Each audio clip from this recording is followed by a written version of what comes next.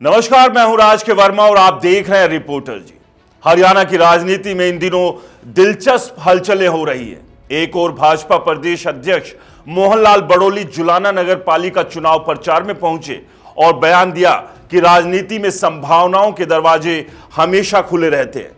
दूसरी ओर पूर्व मुख्यमंत्री भूपेंद्र सिंह हुड्डा भाजपा सरकार को हवाई बताते हुए विकास के तमाम दावों पर सवाल उठा रहे हैं। लेकिन सवाल यह है कि इन सियासी दावों और वादों में जनता कहां है। अब सवाल यह है कि क्या हुड्डा भाजपा में जा सकते हैं। बड़ोली ने तंज कसते हुए कहा कि अगर भूपेंद्र सिंह हुड्डा भाजपा में आना चाहें तो उनके लिए दरवाजे खुले हैं, यानी राजनीति में कुछ भी संभव है। अब सवाल यह है कि क्या भाजपा की नीति में विपक्ष को शामिल करना ही अंतिम रणनीति रह गई है। क्या कांग्रेस के दिग्गज नेताओं को तोड़कर ही भाजपा अपना वर्चस्व कायम रखना चाहती है। बड़ोली यही नहीं रुके, उन्होंने दावा किया कि सोनीपत में कांग्रेस के कई बड़े नेता भाजपा में शामिल होने वाले हैं। इन नेताओं में विधायक का चुनाव लड़ चुके नेता और जिला परिषद के 2 चेयरमैन भी हैं। ऐसा लगता है कि भाजपा हरियाणा में विपक्ष को कमजोर करने की अपनी रणनीति को और आक्रामक कर रही है, लेकिन इन दावों के बीच असली मुद्दे गायब होते दिख रहे हैं। मोहनलाल बड़ोली दिल्ली की नई मुख्यमंत्री बनी रेखा गुप्ता के चाचा रमेश जिंदल से भी मिले। उन्होंने कहा कि हमारी बेटी दिल्ली को सुधारने का काम करेगी और दिल्ली को भी हरियाणा की तरह विकास के पथ पर आगे बढ़ाया जाएगा। यह बयान एक दिलचस्प राजनीतिक संदेश देता है। हरियाणा में भाजपा के नेताओं को दिल्ली के जरिए संदेश देने की जरूरत क्यों पड़ी? क्या हरियाणा में भाजपा के विकास कार्यों की गूंज इतनी कमजोर हो गई है कि उन्हें दिल्ली की मुख्यमंत्री की जीत से अपनी छवि चमकानी पड़ रही है? राजनीति में दोस्ती और दुश्मनी दोनों स्थायी नहीं होती।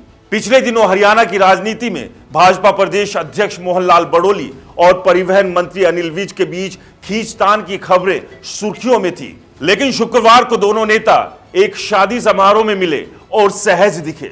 साथ में खाना खाया, बातचीत की और करीब 1 घंटा साथ बिताया। सवाल उठता है कि क्या यह महज एक सामाजिक मुलाकात थी या पार्टी के भीतर खींचतान को सार्वजनिक तौर पर नकारने की कोशिश।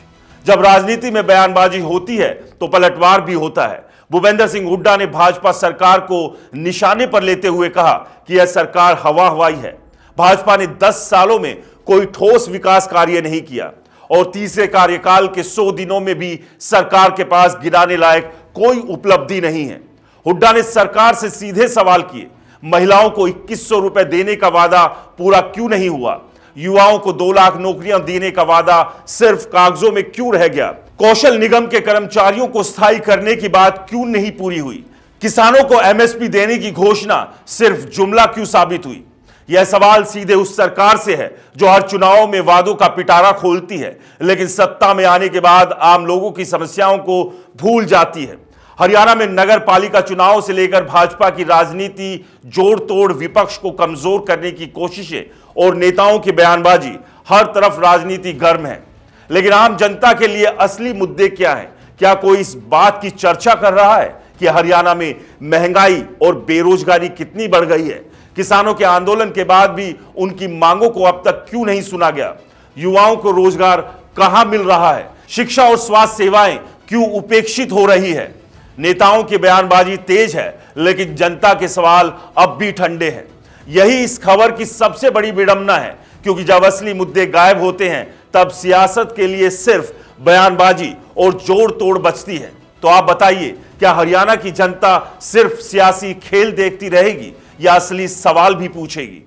आपका क्या कहना है? हमें कमेंट्स कर जरूर बताएं। रिपोर्टर जी चैनल को दोस्तों अगर सब्सक्राइब नहीं किया है तो चैनल को सब्सक्राइब करना ना भूलें। नमस्कार।